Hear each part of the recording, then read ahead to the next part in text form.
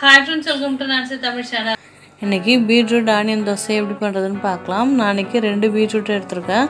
10 தோசை ஊற்றுற அளவு மாவு எடுத்திங்கன்னா 1 பீட்ரூட் சேர்த்துக்கோங்க. எக்ஸ்ட்ரா மாவு எடுத்திங்கன்னா 2 பீட்ரூட் எடுத்துக்கோங்க. பீட்ரூட்டை தோல் நல்லா சீவிட்டு இந்த மாதிரி துருக்கி எடுத்துக்கலாம்.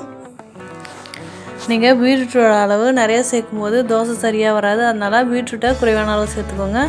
அடுப்பில் பேன் வச்சு எண்ணெய் சேர்த்துட்டேன். இதில் 1 ஸ்பூன் ஜீரகம், 2 பச்சை மிளகாய், 4 பல் பூண்டு, கொஞ்சமாக கருவேப்பிலை, துருக்கின பீட்ரூட்டை சேர்த்துட்டு பச்சை ஸ்மெல் போகிற அளவு நல்லா வதக்கி விட்டுக்கலாம். நீங்கள் பீட்ரூட்டை டைரெக்டாக தோசை மாவில் சேர்த்திங்கன்னா பச்சை ஸ்மெல் வரும். அதனால் இந்த மாதிரி வதக்கிட்டு சேர்க்கும் போது டேஸ்ட் ரொம்ப நல்லாயிருக்கும், பச்சை வாடை வராது. இப்போ இதை நல்லா அரைச்சிட்டு மாவில் ஆட் பண்ணிவிட்டேன். தேவையான அளவு உப்பு சேர்த்துட்டேன். இப்போ இதை நல்லா மிக்ஸ் பண்ணி விட்டுக்கலாம். மாவை நல்லா கெட்டியாக எடுத்துக்கோங்க, ஏன்னா பீட்ரூட் சேர்க்கும்போது மாவு கொஞ்சம் இலகலாகும்.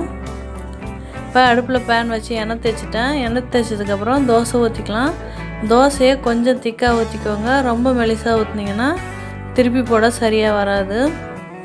இப்போ கட் பண்ணி வச்ச ஆனியனை இந்த மாதிரி நல்லா ஸ்ப்ரெட் பண்ணி விட்டுருங்க. இதில் தேவையான அளவு நெய்யும் ஆயிலை நீங்கள் அப்ளை பண்ணிக்கலாம். ஆனியன் சேர்த்துட்டு இந்த மாதிரி தோசை திருப்பி வச்சு நல்லா ப்ரெஸ் பண்ணி விட்டுருங்க. அப்போ தான் திருப்பி போடும்போது உதிராத வரும். உங்களுக்கு தேவைன்னா அப்படியே மூடி போட்டும் நீங்கள் தோசையை எடுத்துக்கலாம். இப்போ திருப்பி போட்டுடலாம். கலர் இருந்தாலும் நல்லா மாறி வரணும். நல்லா லோ ஃப்ளேமில் வச்சு வேக வச்சுக்கோங்க. இப்போ ரொம்ப சுவையான பீட்ரூட் ஆனியன் தோசை ரெடி ஆகிடுச்சு. மொத்தத்தில் ட்ரை பண்ணி பாருங்கள். டேஸ்ட் ரொம்பவே சூப்பராக இருக்கும். என்னுடைய வீடியோ பிடிச்சிருந்தால் லைக் பண்ணுங்கள், ஷேர் பண்ணுங்கள். மறக்காமல் சேனலை சப்ஸ்கிரைப் பண்ணி பார்த்துக்கோங்க. தேங்க்ஸ் ஃபார் வாட்சிங்.